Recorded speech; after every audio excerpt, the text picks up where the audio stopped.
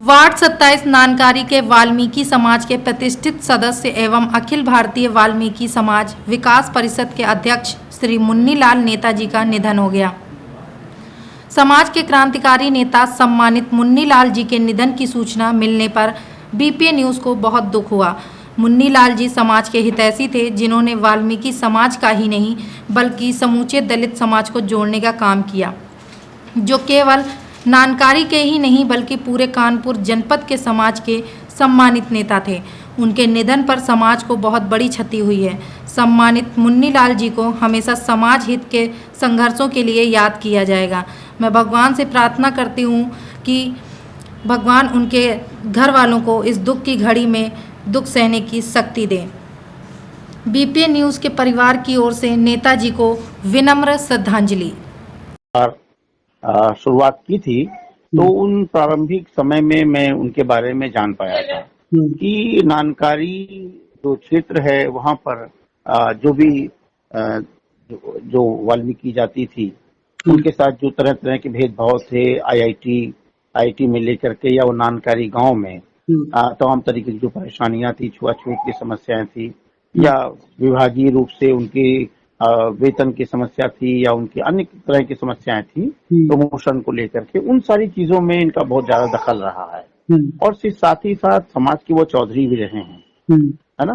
तो उन्होंने सभी के दुख में सुख में हमेशा वो साथ में खड़े रहे हैं और पूरी तरह से मतलब एक समर्पित समाज सेवी के रूप में वो काम करते रहे हैं। और एक बड़ा योगदान उनका ये भी है कि आईटी जैसी जगह में एक बहुत बड़ी जगह, मुझे लगता है कि 1000 वर्ग गज की वो जगह होगी जहां पर उस जगह को उन्होंने घेरा समाज के नाम पर, और वहां पर एक वाल्मीकि जी का उन्होंने अपना वहां पर मंदिर स्थापित किया।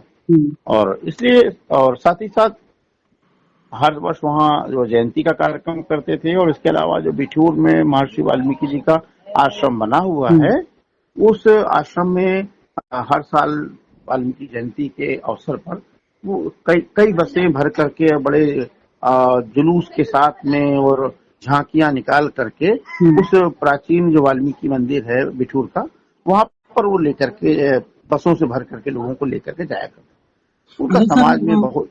हाँ बोलिए। इनकी थोड़ा सा जीवन शैली के विषय में और बताइए। मैं बहुत ज्यादा जीवन परिचय के बारे में नहीं जानता हूँ कि उनका जन्म कहाँ हुआ था जी। और परिवार में ये मुझे मालूम है कि शायद परिवार में उनके अभी पत्नी है उनकी और 3 बेटे और शायद 4 बेटियां हैं। बारे में जानकारी, सामाजिक रूप से जानकारी कि उनको ये है कि उनका बड़ा सम्मान था समाज में, प्रमुख लोगों में। आप लगभग कितने वर्षों से आपको जानते थे?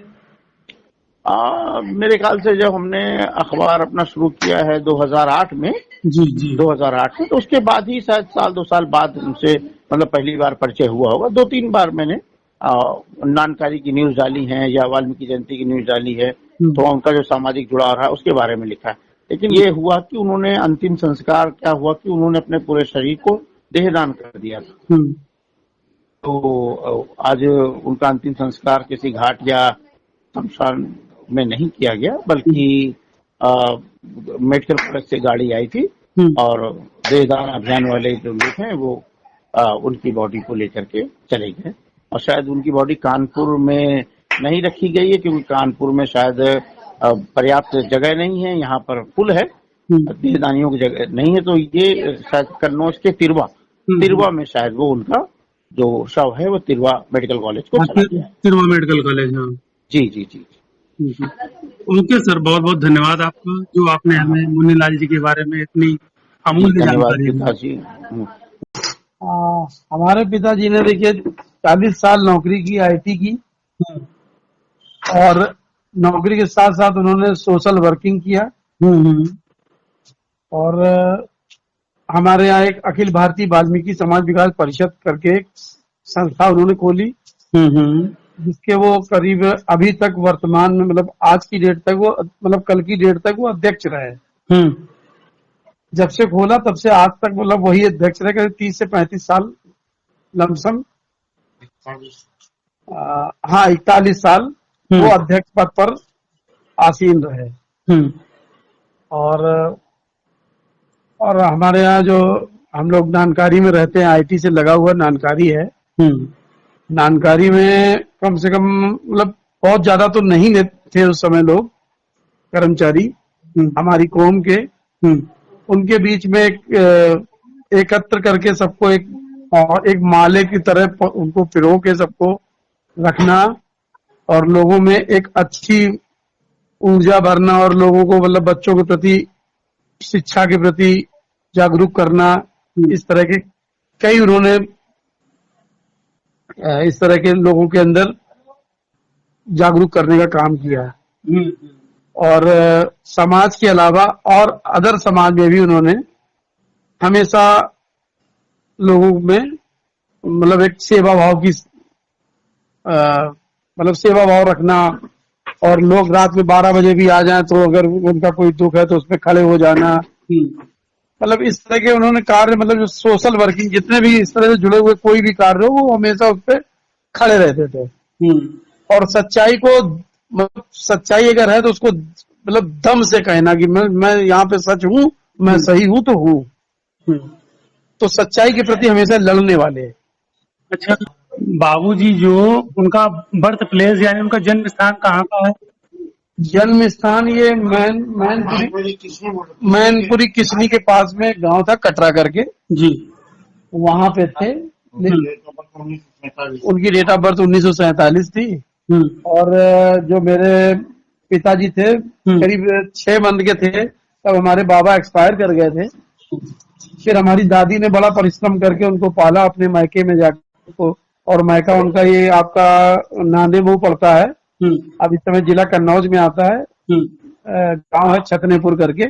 तो मेरी दादी अपने मायके में रह के उनको पाल पोस के बड़ा किया, और कक्षा 8 या 8 तक ही उन्होंने पढ़ाई करा पाई थी उस समय, क्योंकि उस समय पढ़ाई का बड़ा वो था और मतलब साधन तो थे नहीं ज्यादा, और तो उस तरह का नहीं हो पाया। लेकिन फिर भी जो भी था उसे उन्होंने मतलब शहर में फिर आ गए, यहाँ नौकरी की।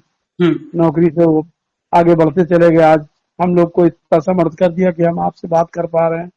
हम अपने पिता की जीवनी आपको बता रहे हैं।